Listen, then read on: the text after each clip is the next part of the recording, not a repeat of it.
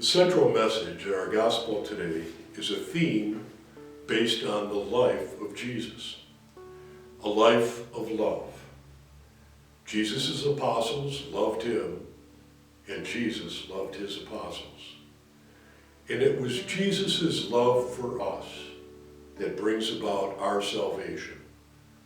A perfect, unconditional, totally selfless love that frees us from sin and brings us to everlasting life.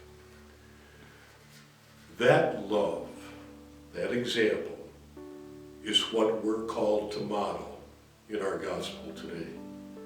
Our response to Jesus' love for us is to love one another as he loved us, to put the needs and the concerns and the desires of others ahead of our own. When we're hurting, when we're fearful, or when we're distraught, that's the time for us to put our own needs aside and to address the needs and the concerns of our fellow men, to come to the aid of others. As I was reflecting on today's gospel, I couldn't help but recall a funeral that I assisted in a little while back.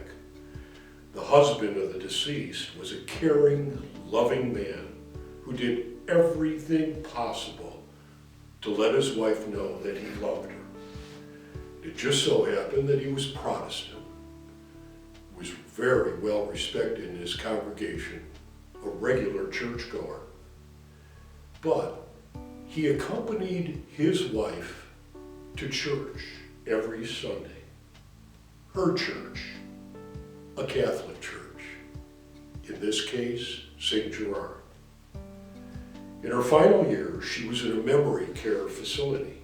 And even though she suffered from dementia, it appeared as if she had no idea of what was going on. Her husband was always there at her side. There wasn't a time when I went to visit her that he wasn't with her, holding her hand, feeding her, or just being with her. She died not too long ago. Appropriately, she died in his arms. He, in my opinion, was a perfect example of the love that we're all called to share. The love that Jesus has for us, and the love that he commands us to practice in today's gospel. Love one another as I have loved you. 7 simple words, easily said and done.